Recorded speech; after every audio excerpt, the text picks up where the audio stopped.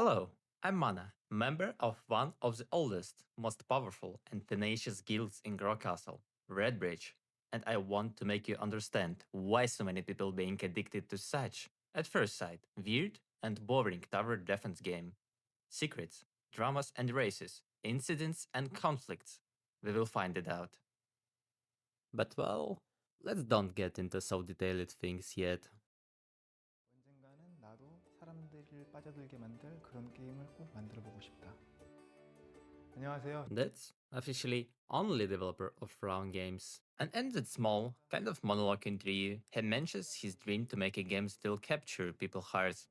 At that moment, he still doesn't know game he will release year later will make people spend thousands of hours and hundreds of thousands of dollars to it, and will create a community with rich and entertaining history. But at first, let's find out what even gameplay is. Basically, in every mod, your main goal is to set up the most efficient build to deal with your enemies. Main game mod, waving. That where main progress in competitive parties. Amount of waves you done displayed into your profile and leaderboards. All-time waves and seasonal waves you done in 5 days, season period, which are regularly changing each other. There is also guild seasonal leaderboard, which is basically combined amount of waves of at maximum 20 players competing with each other.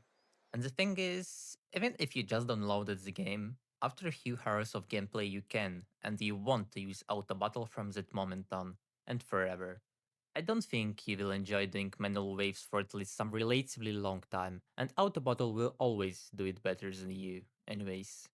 So basically, game just plays itself.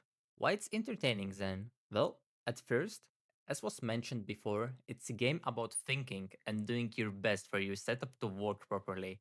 Even if it's some really small thing, it's a number and logic game, and even if it can seem simple, that's not true.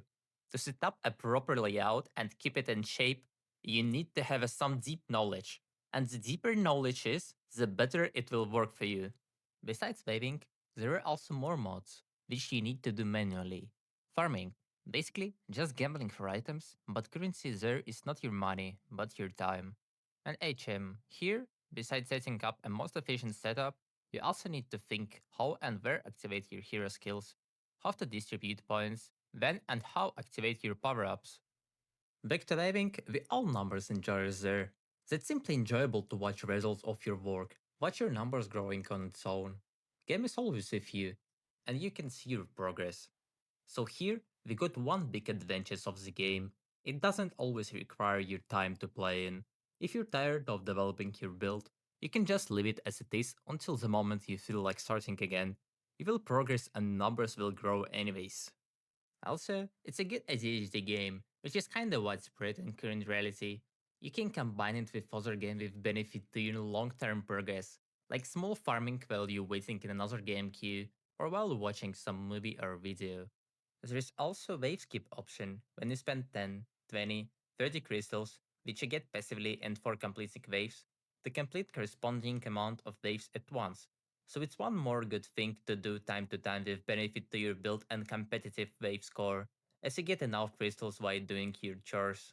But the real things that make people stay in the game for years is community.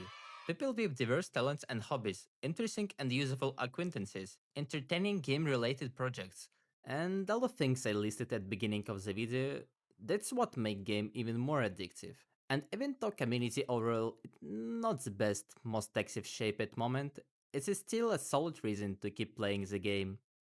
There are players who are not even playing this game anymore, but still keep talking on related Discord servers and still up to talk about in-game topics. So, combination of all of these factors made me play this game for 6 years without retirement and basically made this game important part of my life. For me, it's all about history and memories, which are keep replenishing. It was my shallow talk about Girl Castle, and I have lots of things to tell you about in future videos, so follow us. If you still don't play Girl Castle, give it a try, and if you like it, join our big and friendly RedBridge community, or any other one which you like. Thank you for watching, and remember, even if it seems that Girl Castle is already well known, there are always more secrets to discover. See you later.